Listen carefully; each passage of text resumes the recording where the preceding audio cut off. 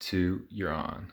Hey, it's Harley. No, it's Chef Deeds here at Big Deeds. It's the cooking section. So guys, I'm so excited today to teach you how to use all these ingredients I have right here to make a masterpiece of fatty goodness for your keto lifestyle. I'm going to teach you how to make my famous garlic butter chicken. Now, you might be wondering why I call it my famous garlic butter roasted chicken, because I never made it before. But you gotta speak it into existence. You gotta speak into existence the vibe. So I'm gonna get right to it. It's going to be famous. That's why I say it's famous. So you can take a snapshot and pause the video, screenshot right here. This is what I'm going to use. Now, some of this stuff I'm going to change because, you know, I like to be a cowboy, a rock star. I like to get creative. So you'll see, but this is a good suggestion.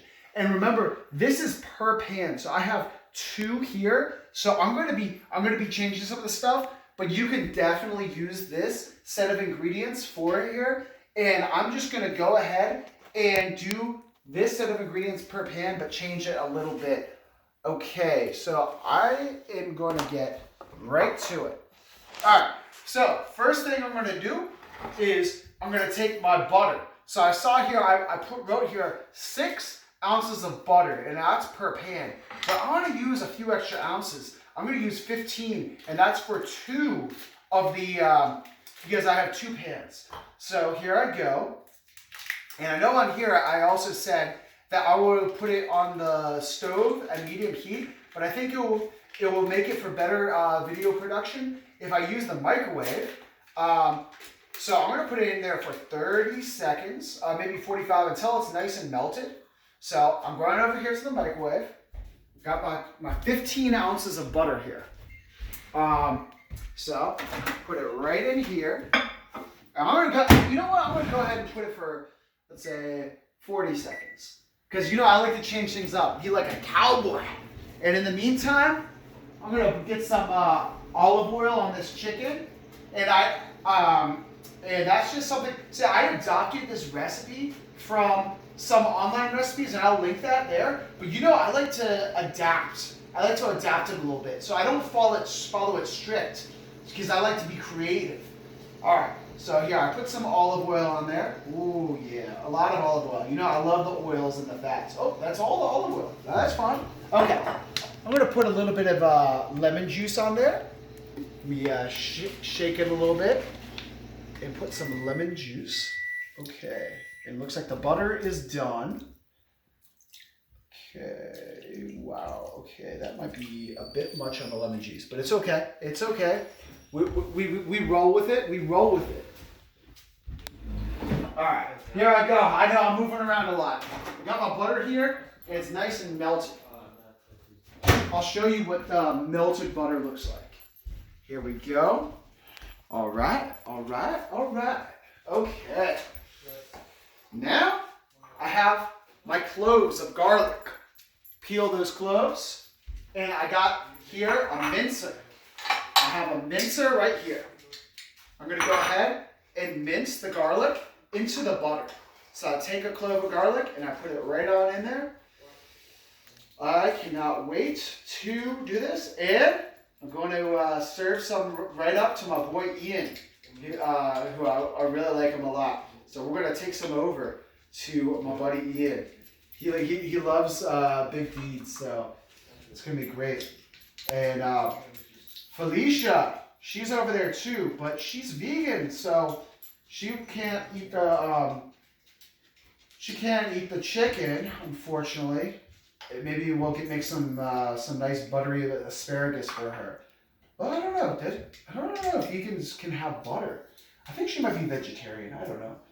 We'll see. We'll talk to her. But it's okay because she's a mermaid, and you know, mermaids they can subside on seaweed and whatnot, so we're good. All right. Oh, I don't know. I think she's a vegetarian. She might be pescatarian because she said she wouldn't mind some fish if we have fish. So yeah, I've been getting really into cooking a lot recently, and I love it. I love how you can get creative. I always get a little bit of afraid to get creative because I'm afraid I'm going to mess something up. But I feel like as long as you kind of are very, kind of monitor the food as you go and you don't get a little too crazy, you're going to be okay. You just got to trust yourself in these times. And as I always say, you know, it's important to have a lot of good meats in your diet during these tough times of coronavirus because there's a lot of good stuff in meats that can help your immune system to fight against pathogens. Oh, it's the Baconator. Oh, say hi to the Baconator. Howdy. Yeah. See, he always makes a lot of good food there. Woo-wee. Okay, so we have all the minced garlic inside of here. So we got our chicken, and we need to do our salt and our Everglades. So Everglades is a great seasoning. I highly recommend it. And a lot of this stuff is not in the original recipe that I did, but as you know, as I was saying, I like to get creative. So I'm going to put some salt in here and some salt on the chicken, just like that. Just like that. Just like where I have my olive oil. Some more salt in there. Don't be afraid of the salt. Salt is good for you. Restores your electrolytes. A lot of the old science. Oh, here's some pepper. Crushed up pepper. Pepper is so good too. So pepper stimulates your CB2 receptors, which is your endogenous cannabinoid receptors. So that's really, really good. The same receptors that respond to CBD or cannabidiol. I'll say with salt. Salt is good for restoring your electrolytes. There was a lot of science, bad science, saying that salt is no good for you, but it's actually really good for you. So this is some fresh ground pepper. That's really good. You can really notice how potent it is when it's freshly ground like that. Okay, so we got our pepper here. Ooh. A lot of good work here. Ooh, boy, this is going to be in the oven for about half an hour to 35 minutes. Okay, that should be enough pepper because I got some more seasonings to use. Okay, we got our minced garlic. Okay, now I got our Everglades seasoning. I'll use this Everglades fish and chicken. Give that a shot. So these are the other ones. I have regular original Everglades seasoning and Everglades heat. Maybe I'll put a little bit of heat on there, but I won't put a lot because there's some people in this family that are not the biggest fan of super spicy foods. So I will go light on that. So this is the fish and chicken. So this should be fine because I don't think that's as spicy. But we'll see. We'll see how it all goes. Go ahead and season that. And then I'll put a little bit of heat. Okay, Everglades heat. There we go. And a little bit of heat. There we go. That's all it takes, ladies and gentlemen. That's all it takes. So now, one of the last things I'm going to do, use a spoon and stir it up. Stir it up nice and good. We're almost there, almost done.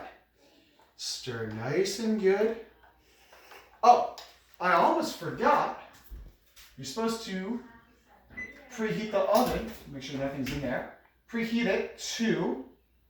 We're gonna put it up to 400 degrees. Okay. Yeah, 400 degrees. Hit start. Obviously, it's gonna take a moment to get up to temperature, but that's okay. I will make sure that it does not overcook and is not undercooked. So the other thing that you can make sure is that you can use a thermometer, such as one that looks like this, and make sure that the temperature on the inside, you stick it into the chicken, and make sure it gets up to 165 degrees inside. Okay, so as you see, I have mixed up this very well, right there, okay? And now I'm going to drizzle it. Drizzle it onto the chicken. Make sure I get some over here. Oh yeah, there we go. Put the minced garlic on there too. Okay. Here we go.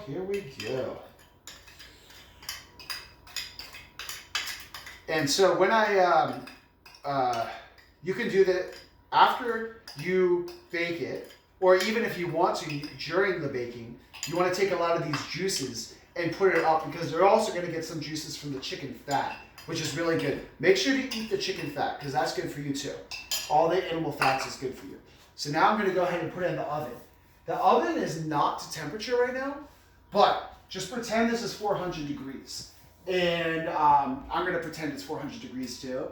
And but I'm going to make sure I don't overcook it. But in your case, make sure it is actually 400.